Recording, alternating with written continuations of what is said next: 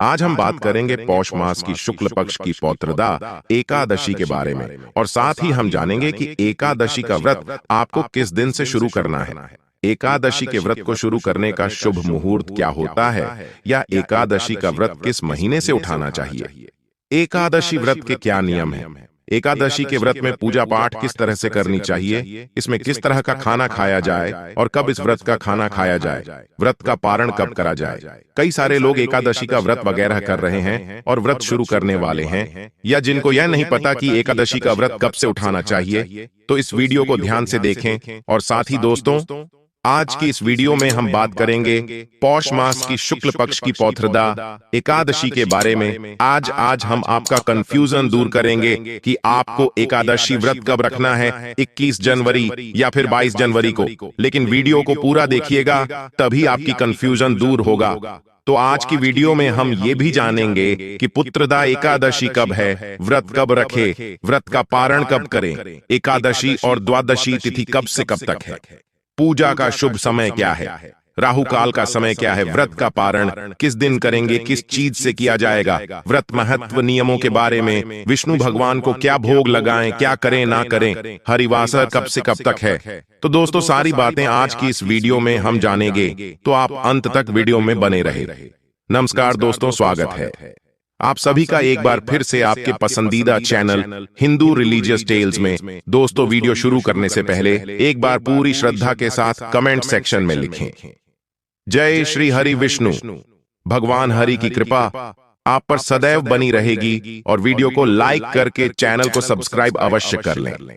आप सभी भक्तों को पुत्रदा एकादशी की ढेर शुभकामनाएं। आप सभी के जीवन में लक्ष्मी नारायण की कृपा से आप सभी को सभी प्रकार की सुख और समृद्धि की प्राप्ति होगी। दोस्तों, एकादशी का व्रत करना बहुत ही शुभ बताया गया है। इस व्रत को करने से स्वयं श्री विष्णु की प्राप्ति होती है। जीवन के सभी पाप, रोग, कष्ट इत्यादि मिट जाते हैं। तो एकादशी या 11 की तिथि का व्रत किस तरह से करा जाता है, एकादशी व्रत की क्या विधि है, यह मैं आज आपको बताने वाला हूं। सबसे पहले हम बात करते हैं एकादशी व्रत कब से शुरू करें। एकादशी का व्रत दोस्तों 2 तरह का होता है, नित्य और काम्य व्रत। जब आप नित्य व्रत करते हैं तो उसमें केवल आप भगवान की उपासना करते हैं, और जो भी आप व्रत कर रहे हैं उसके लिए आप भगवान से कोई भी आशीर्वाद, मनोकामना नहीं मांगते हैं। इसे हम बोलते हैं नित्य व्रत। इसे हम किसी भी एकादशी से उठा सकते हैं। इस व्रत को उठाने का कोई नियम नहीं है। अब दूसरा व्रत आता है काम्य व्रत। हमारे जीवन में बहुत सारे तरह के दुख, तकलीफें, कठिनाइयां आती है। किसी के पास धन नहीं है, किसी के पास संतान नहीं है, किसी के जीवन में रोग सता रहे हैं, किसी के जीवन में दुख संपदा की कमी। कई ऐसी बातें हैं जिनको हम दूर करना चाहते हैं, इसलिए भगवान की शरण में जाते हैं, प्रार्थना करते हैं और व्रत करते हैं। अब हम चाहते हैं कि हमारे जीवन की जो भी समस्याएं हैं वह दूर हो जाए, हमें हमारे मनोवांछित व्रत का फल मिले। तो इसे हम बोलेंगे काम्य एकादशी व्रत। एकादशी का व्रत शुरू न करने के लिए 3 महीने बताए गए हैं, मलमास, पौष और भादो का महीना। इन तीनों महीनों में आप एकादशी का उपवास शुरू मत करिए। इसके अलावा दूसरे सभी महीनों में इस व्रत को शुरू कर सकते हैं, पर इसमें भी उसको 4 महीने बहुत ही श्रेष्ठ बताए गए हैं, जिनमें कि आपको इस व्रत को अवश्य शुरू करना चाहिए। सबसे पहले हम बात कर लेते हैं मार्गशीर्ष का महीना। इस महीने में दोस्तों उत्पन्ना एकादशी आती है, साथ ही साथ मोक्षदा एकादशी आती है। ऐसा कहा गया है कि एकादशी माता का प्रादुर्भाव उत्पन्ना एकादशी के दिन से हुआ था, जिसके महत्व की कथा मैं बहुत ही जल्दी आपको बताने वाला हूं। मैं आपको वैसे भी पूरा एकादशी को जो महत्व है वह बताने वाला हूं, तो दोस्तों एकदम ध्यान से सुनिएगा। तो आप चाहे तो मार्गशीर्ष महीने की उत्पन्ना एकादशी से एकादशी व्रत करने की शुरुआत कर सकते हैं। अगर आप इस महीने में नहीं कर पाते हैं तो आप चैत्र के महीने, वैशाख के महीने या माघ के महीने से एकादशी व्रत करना शुरू करते हैं, तो यह महापुण्यदायी फलदायी होती है। आपकी मनोकामना जरूर पूरी होती है। साथ ही साथ दोस्तों, हमें और भी 2 बातों का ध्यान रखना जब भी आप व्रत को शुरू करें। पहली बात कि गुरु तारा और शुक्र तारा उदय होना चाहिए। शुक्र हमारे जीवन में धन वैभव लेकर आता है। गुरु हमें हमारी जो भी आवश्यकताएं हैं उनको पूरा करने के लिए कि हमें किस तरह से काम करना चाहिए, क्या योजनाएं बनानी चाहिए। सबको गमन करता है तो ये दो ग्रह हैं, इन दोनों को उदय होना चाहिए। अब आप पूछेंगे कि आपको कैसे पता पड़ेगा दोस्तों।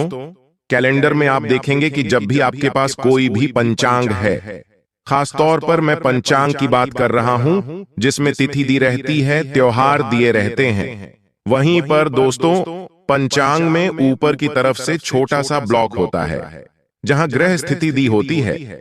ग्रह यानी सूर्य, चंद्र, तारा, जो भी ग्रह है उन सब की क्या प्लैनेटरी पोजीशन है। सूर्य, चंद्र, मंगल, बुध, शनि, शुक्र, गुरु सभी की तो उसमें लिखा रहता है गुरु और शुक्र तारा कब से कब तक उदय रहेगा, कब से कब अंत रहेगा, गुरु और शुक्र तारे की क्या पोजीशन है। तो दोस्तों आप कैलेंडर चेक कर ले, या तो फिर मैं कोई और दूसरा वीडियो बना दूंगा जिससे कि मैं आपको बता दूंगा कि आप कब कब किस डेट से इस व्रत को शुरू कर सकते हैं, तो आप उसे फॉलो कर लीजिए। पर यहां पर आप खुद भी चेक कर सकते हैं, तो आप इस तरह से देख लीजिए। और दोस्तों इसके बाद एक और नियम आता है जिसमें कि कई जगह बताया गया है कि अगर आप गृहस्थ से हैं, आप पारिवारिक जिम्मेदारियों से बंधे हुए हैं, तो आप कृष्ण पक्ष की एकादशी का व्रत ना भी करें तो चलेगा। यानी आप केवल शुक्ल पक्ष की एकादशी का व्रत और उपवास कर सकते हैं। कृष्ण पक्ष की एकादशी में भी आपको दान पुण्य जरूर करना चाहिए। खास तौर से जिनके जीवन में संतान सुख है, वह कृष्ण पक्ष की एकादशी का व्रत नहीं करते हैं तो ठीक है, लेकिन उन्हें शुक्ल पक्ष की एकादशी का व्रत करना चाहिए। ऐसा कहा गया है कि गृहस्थ और पुत्रवान को शुक्ल पक्ष की एकादशी का व्रत करना श्रेष्ठ बताया गया है।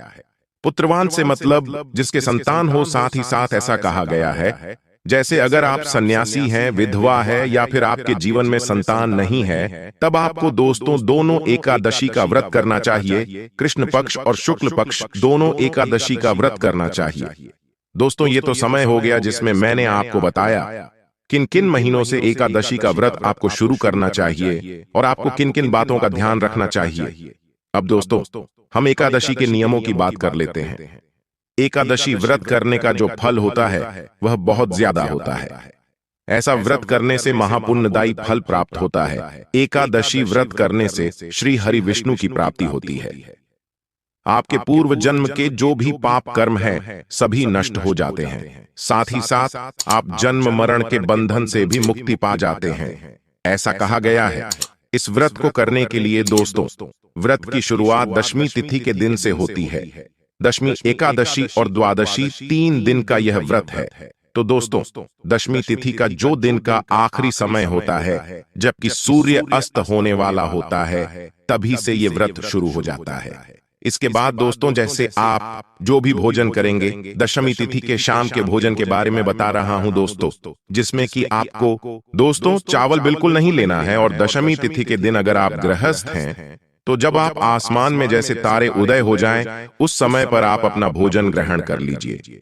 अगर आप सन्यासी हैं या विधवा है तो आप और जल्दी इस भोजन को ग्रहण करें, करीब 5 बजे के आसपास। इसके बाद दोस्तों रात में आपको बिल्कुल भी भोजन ग्रहण नहीं करना है। आपको दशमी तिथि के दिन अपने व्रत की शुरुआत करनी है। और दोस्तों इस दिन पर जौ, गेहूं, मूंग और शक्कर, सेंधा, नमक, काली मिर्च और घी से बना हुआ भोजन आपको ग्रहण करना है। इस भोजन को ग्रहण करने के बाद रात भर आपको उपवास रखना है, जिससे कि जब आपका एकादशी का व्रत अगले दिन शुरू हो, उस समय पर आपके प्लेट में अनाज का बिल्कुल भी दाना नहीं होना चाहिए। इस व्रत को महापुण्य फलदायी बताया गया है। व्रत के नियम थोड़े से कठोर हैं। ऐसा कहा जाता है दोस्तों अगर आप एकादशी का व्रत निर्जला रखते हैं तो आपको कई गुना उसका फल प्राप्त होता है। अगर आप दोस्तों निर्जला उपवास नहीं रख सकते तो फलाहार करके उपवास रखते हैं, यानी फल जिसमें कि दोस्तों बताया गया है आम, केला, अंगूर, बादाम, पिस्ता, इन्हें अमृतदायी फल बताया गया है। इन फलों को खाकर आप इस उपवास को रख सकते हैं। एक समय दोस्तों शाम के समय आप नमकीन फलाहार भी कर सकते हैं। अगर आपका शरीर साथ नहीं देता, जिसमें कि आप सिंघाड़े के आटे की पूरी आलू के साथ बना सकते हैं। जो भी सिंपल फलाहार है वह करिएगा। समा का चावल और मूंगफली मत खाइएगा, ये मैं खाने के लिए मना कर रहा हूं। आलू वगैरह खाकर उपवास को करिए जब एकादशी का व्रत हो जाए।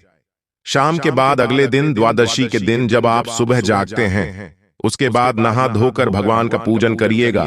और आप इस दिन पर ब्राह्मण भोज करा सकते हैं तो ब्राह्मण भोज जरूर कराइए। नहीं करा सकते तो आप उनके खाने पीने का जो कच्चा सामान है, जिसे कि सीधा बोलते हैं, वह ब्राह्मणों को जरूर और मान्यताओं के अनुसार हरिवासर के समय व्रत नहीं खोला जाता है। हमेशा हरिवासर का समय बीतने के बाद और सूर्योदय के बाद ही व्रत खोलना चाहिए। दोस्तों, अगर आपके पास उस समय पर कोई भी भोजन नहीं है तो आप केवल पानी या जल पीकर इस व्रत का पारण भी कर सकते हैं। अब इस व्रत के कुछ और खास नियम हैं, जैसा कि मैंने आपको खाने के लिए बताया कि इन 3 दिनों में आपको किस तरह का खाना खाना है। पहले दिन भी दोस्तों आपको जौ, गेहूं, चना, नमक, काली मिर्ची का खाना खाना है। वैसे ही खाना दोस्तों द्वादशी के दिन पर भी खाना है। और ऐसा कहा जाता है, दशमी और द्वादशी के दिन अगर आप एक समय भोजन करते हैं तो इसे श्रेष्ठ बताया गया है। पर अगर आपका शरीर साथ नहीं देता तो आप दोनों समय भोजन अवश्य कर सकते हैं। इसके अलावा दोस्तों इस दिन व्रत शुरू कर रहे हैं, तब दोस्तों दशमी, एकादशी और द्वादशी के दिन पर आपको क्या क्या नहीं खाना है। आपको मांस मदिरा नहीं लेनी है, प्याज लहसुन से बना हुआ खाना नहीं खाना है, कांसे के बर्तन में खाना नहीं खाना है। उसमें कुछ सब्जियां हैं जिन्हें बताया गया है, जैसे गोभी, गाजर, शलगम, पालक, कुल्फा। इन सब्जियों को नहीं खाना है। शहद नहीं खाना है और तेल खाना भी वर्जित है। दोस्तों, आपके पास इतनी सामर्थ्य नहीं है तो आप खा सकते हैं।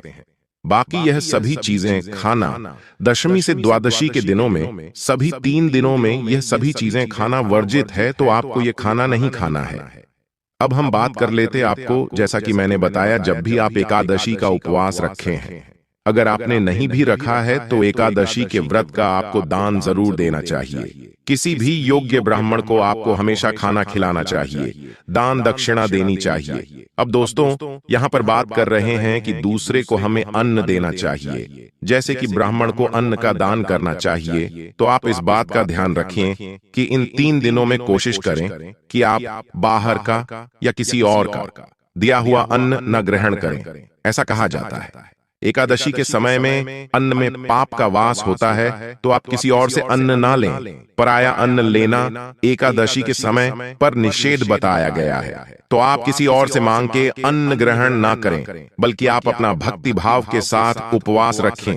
जब आप एकादशी के दिन सुबह उठे तो आप वहां पर भगवान के सामने संकल्प लीजिए, हाथ जोड़कर उनसे प्रार्थना करिए, हे प्रभु, मैंने आपका एकादशी का व्रत उपवास रखा है, इसे सफल करिए। बहुत ही नियमित पूजा करनी है, जैसे हम करते हैं। अगर आपके पास श्री हरि विष्णु की मूर्ति, आप उसकी पूजा कर सकते हैं, कृष्ण भगवान की पूजा कर सकते हैं, शालिग्राम की पूजा कर सकते हैं। आपके पास जो भी सुविधा से उपलब्ध हो, आप श्री हरि विष्णु के उसी रूप की पूजा एकादशी में करिए। शालिग्राम हैं तो आप उनको अभिषेक करा दीजिए। दोस्तों, जब आप एकादशी की पुस्तक लेकर आएंगे तो उसमें हमेशा हर एक एकादशी के अनुरूप कुछ न कुछ भोग बताया गया है, जैसे कि पौत्रदा एकादशी पर आपको बादाम का और गुड़ का भोग लगाना चाहिए। तो इसी तरह हर एक एकादशी में कोई ना कोई भोग है, जैसे कभी सिंघाड़े के आटे का। जब भी आप दोस्तों आप एकादशी के दिन फलाहार ग्रहण करें तो सबसे पहले आप उसका भोग ठाकुर जी को लगाएं, श्री हरि विष्णु को लगाएं, और उसके बाद उसमें आप तुलसी दल लगाकर या तुलसी का पत्ता रखकर उस भोजन को ग्रहण करें। ये एक तरह की औषधि जो आपके शरीर को ऊर्जा देती है, आकर जीवन में सफलता का प्रादुर्भाव करती है। भक्ति भाव के साथ दोस्तों आप इस व्रत की शुरुआत करिए। शाम के समय में भगवान का पूजन अर्चन करिए। जो नियम मैंने आपको बताया, उन्नत नियमों का पालन करिए। और दोस्तों कई बार ये होता है कि अगर आपने एकादशी का व्रत रखा है, श्राद्ध आ गया, कोई ऐसा समय आ गया जबकि अगर आपको वह खाना ग्रहण करना है, तो जैसे श्राद्ध का अगर भोजन है जो कि आपके घर में आपने एकादशी का व्रत रखा हुआ है, आप उसे अपने दाहिने हाथ में लेकर सूंघे, इसके बाद उस भोजन को आप गाय को दे दें, तो ये आपका ग्रहण करा हुआ माना जाएगा।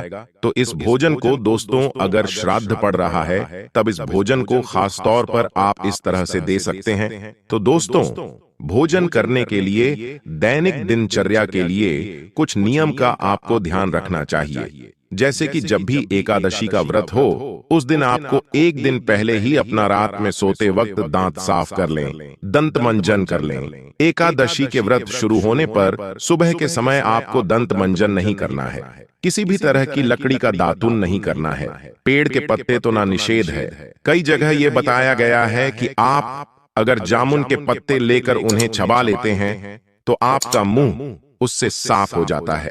इसके अलावा तेल साबुन का भी कई लोग उपयोग नहीं करते हैं जो एकादशी का व्रत करते हैं। अपने बालों को भी इस दिन नहीं धोते हैं। एकादशी का व्रत एकदम भक्ति भाव के साथ करा जाता है। दोस्तों, इस व्रत के जो भी नियम हैं सभी को माना जाता है। ऐसा कहा जाता है कि इस दिन पर श्री हरि विष्णु की भक्ति करते रहना चाहिए। आपको अपने घर में अगर आपने उपवास रखा हुआ है तो झाड़ू नहीं लगाना चाहिए। झाड़ू लगाते समय दोस्तों हमारे हाथ से चींटी जैसे कई छोटे प्राणियों की हत्या हो जाती है, तो इस दिन पर हत्या दोष से बचने के लिए झाड़ू लगाने को मना बताया गया है। पर अगर आपके घर में कोई काम करने वाला नहीं है, केवल आप अकेले रहते हैं या अपने फैमिली के साथ है, तो अगर आप बहुत ही मजबूरी है तो आप इन कामों को कर सकते हैं। दोस्तों, इस दिन पर आपको जो व्रत रखना है उसके लिए आपको इस दिन पर बाल नहीं धोने हैं और आपको साबुन, तेल इत्यादि नहीं लगाना है। ब्रह्म मुहूर्त में नहा लेना है और उसके बाद भगवान का पूजन जब करना है तब करना है। आप विष्णु सहस्त्र नाम का पाठ कर सकते हैं। आप जो भी आपके पास स्तोत्र आसानी से उपलब्ध हो उनका पाठ कर सकते हैं। साथ ही साथ दोस्तों, मैं आपको सलाह करूंगी कि आप एकादशी व्रत की जो किताब होती है वह जरूरी है, क्योंकि उसमें बताया गया है कि कब कौन सी एकादशी को आपको किस चीज का दान देना है। वैसे मैं कोशिश करूंगा कि मैं आपके लिए वीडियो बनाऊं। दोस्तों, आइए अब जान लेते हैं पुत्रदा एकादशी का शुभ मुहूर्त और पारण का शुभ मुहूर्त क्या है। पौत्रदा एकादशी 20 जनवरी 2024 दिन शनिवार शाम 7:29 से प्रारंभ होगी। एकादशी तिथि की समाप्ति है 21 जनवरी 2024 दिन रविवार को शाम 7:29, परंतु हमें शुद्ध रूप से सूर्योदय व्यापिनी के अनुसार एकादशी व्रत के लिए समय प्राप्त हो रहा है। तो वह समय है 21 जनवरी 2024 दिन रविवार। तो आपको इसी दिन व्रत को धारण करना है और द्वादशी तिथि प्रारंभ होगी 21 जनवरी रविवार की शाम 7:28 पर और 22 जनवरी सोमवार की शाम 7:52 पर समाप्त हो जाएगी। इस व्रत का पारण जो कि 22 जनवरी को किया जाएगा, एकादशी व्रत का पारण जो कि हरिवासर समाप्त होने के बाद किया जाता है। हरिवासर का समय द्वादशी का पहला चौथाई हिस्सा हरिवासर का होता है। उसे छोड़ करके एकादशी व्रत का पारण करना चाहिए। इस बार पुत्रदा एकादशी व्रत का पारण जो कि 22 जनवरी को किया जाएगा, पारण का समय सुबह 7:14 से सुबह 9:21 तक व्रत का पारण किया जाएगा। आधा पुत्रदा एकादशी व्रत का पारण जो कि गोमयन पारण है, यानी कि गाय के गोबर से व्रत का पारण है। ये संभव ना हो पाए तो आप तुलसी दल, जल या फल से व्रत का पारण करें। 21 जनवरी को सूर्योदय का समय है। वह समय सुबह 6:44 और सूर्यास्त शाम 5:33। राहु काल का जो समय होगा वह समय शाम 4:12 से शाम 5:33 तक होगा और 22 दिसंबर को राहु काल सुबह 8:05 से सुबह 9:27 तक होगा। राहु काल समय के दौरान कोई भी शुभ कार्य या नया कार्य, पूजन आदि का कार्य नहीं करना चाहिए। योग जो कि 21 जनवरी को शुक्ल योग जो कि सुबह 9:15 तक होगा। उसके बाद ब्रह्म योग होगा। एकादशी के दिन इस बार योग की द्विपुष्कर योग भी बन रहा है जो कि सुबह 3:52 से अगले दिन सुबह 7:14 तक होगा और 22 जनवरी को सर्वार्थ सिद्धि योग और अमृत सिद्धि योग भी बन रहा है क्योंकि सुबह 7:14 से अगले दिन सुबह 4:58 तक होगा। 22 जनवरी को रवि योग भी बन रहा है जो कि सुबह 4:58 से अगले दिन 7:13 तक होगा। इस बार बड़ा ही अच्छा योग बन रहा है। एकादशी तिथि के दिन भी और द्वादशी के दिन भी इन योग में पूजन आदि का कार्य करना जो कि बड़ा ही पुण्य फलदायी माना गया है। दोस्तों, अगर आप संतान प्राप्ति के लिए व्रत रख रहे हैं तो आप गोपाल मंत्र का जाप अवश्य ही करें। गोपाल मंत्र है ऊ देव की सुत गोविंद वासुदेव जगत पते देहि में तनयम कृष्ण त्वामहम शरणम गत। इस मंत्र का कम से कम 108 बार जाता भगवान कृष्ण की पूजा करते समय जरूर करें।